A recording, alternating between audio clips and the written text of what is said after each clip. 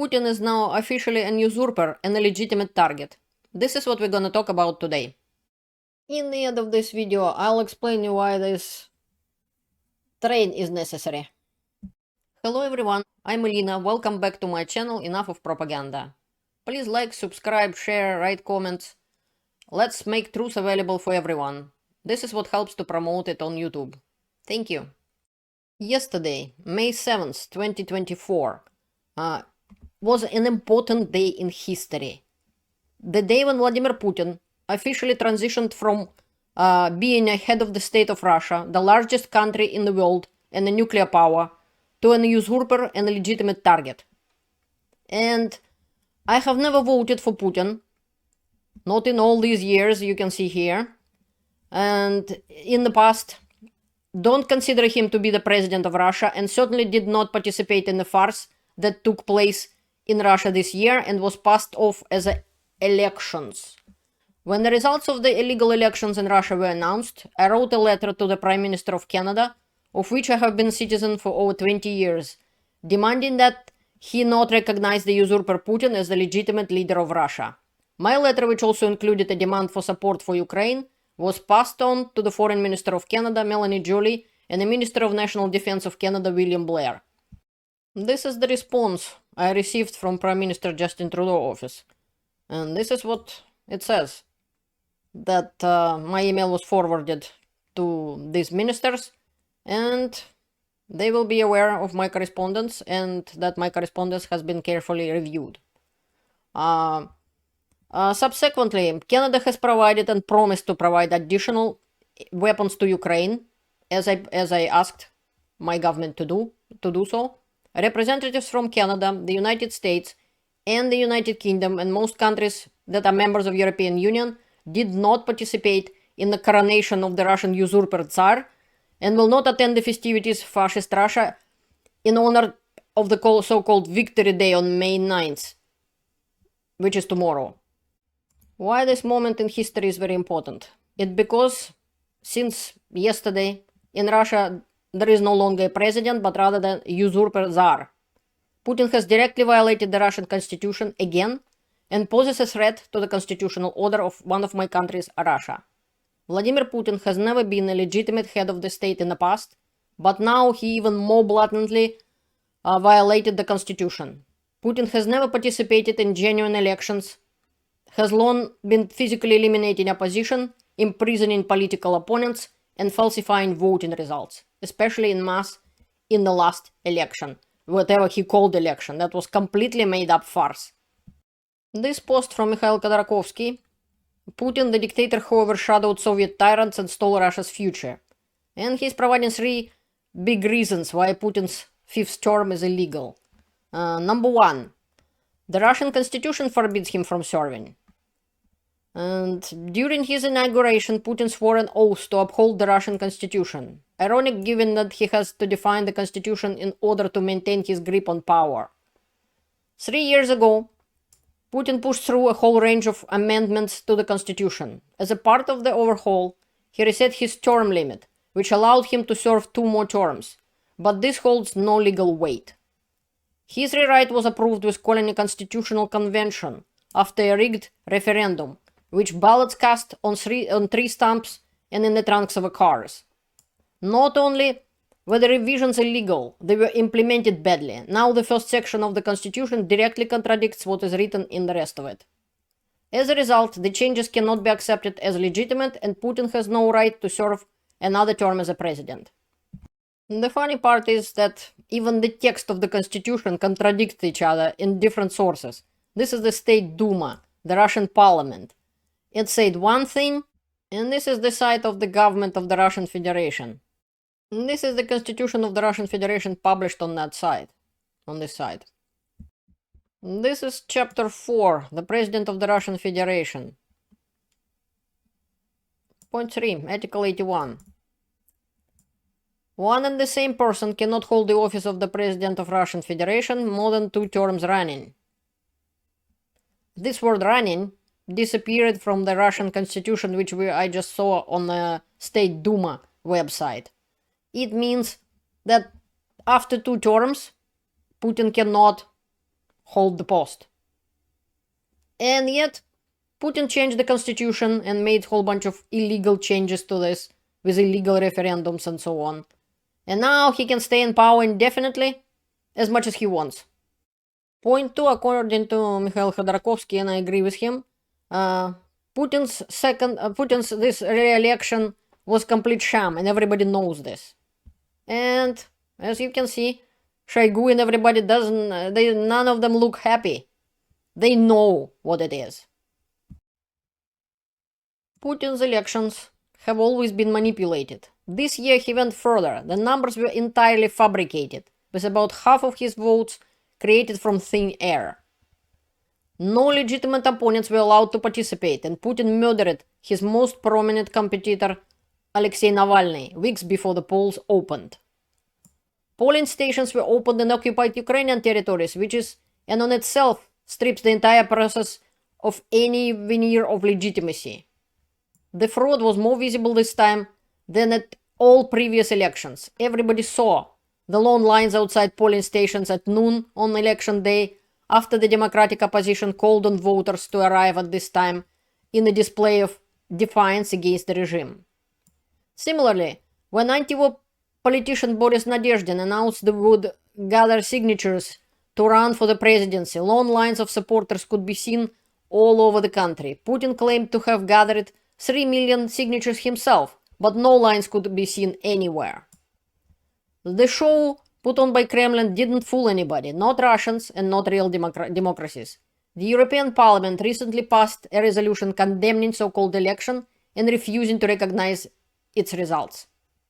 This I showed you in the past. This is how elections were going on. The military armed guy checking out how you vote.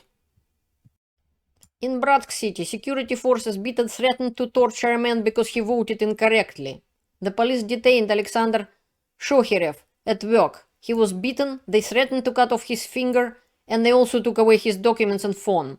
The man has a peacemaker in his chest. This is how Putin get elected. And this is more proof of how the so-called elections were happening. This is Russian embassy in Berlin, closed at 8 o'clock in the evening despite a promise to extend work. And this is why people came to protest. At certain time they came all together to protest against falsified elections. And they were saying, open up, where is my voice? Russia without Putin. Point 3. Putin has stripped Russia from all its democratic institutions. When Putin first came to power, he immediately set about dismantling anything that posed a threat to his position. The checks and balances that prevent a democracy from being usurped. As a result, Russia has no free press. Broadcast media is under strict state control, and most newspapers and independent journalists are subjected to draconic measures if they dare to report unfavorably about his regime. The Russian parliament has been turned into a circus.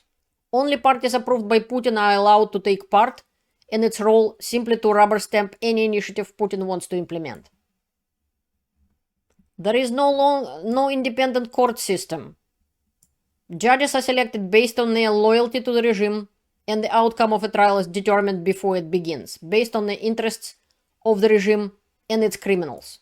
When I was researching that, even before the full-scale invasion of Ukraine, the percentage of being acquitted by judge or by court in Russia was 0.0 point something 4% or something. So the percentage was 0. If your case get to court, you are guilty. With all of this in mind, Putin cannot call himself a president or head of the state. Because of this, that is not what he is. He is the leader of a mafia gang that has seized power of a Russian state. It is disappointing that certain European countries sent representatives to the inauguration. This sends a signal to Putin that there is no matter what he does, how many laws he breaks, he can and will get away with it. Democratic governments that need to engage with Putin have to remember he cannot be treated as an equal. Any dialogue with him should be carried out in the same way one negotiates with a criminal who has seized hostages. The regime is a mafia, and it must be treated as such, with force.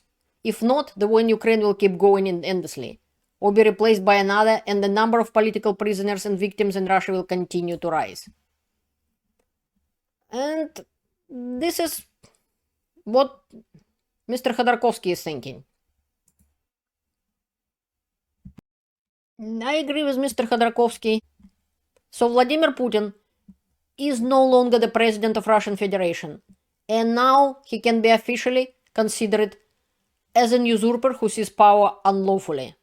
In this way, I agree with Mr. Khodorkovsky and with Michael Naki, who is in his video also talking about the same matter. And even Russian constitution, the text of the constitution, different in any way you look. It's a different text in different government official websites. Despite attempts to amend the constitution, the fundamental law still bars Putin from continuing as president. And this is the main law. This is not can be changed by little additions to it or anything like that. Putin's continuing presidency violates the constitution. His falsified elections violate the constitution. His eliminating opposition violates the constitution. And destroying all the democratic institutions in the country. All of this is violating the constitution. It makes him an illegitimate leader.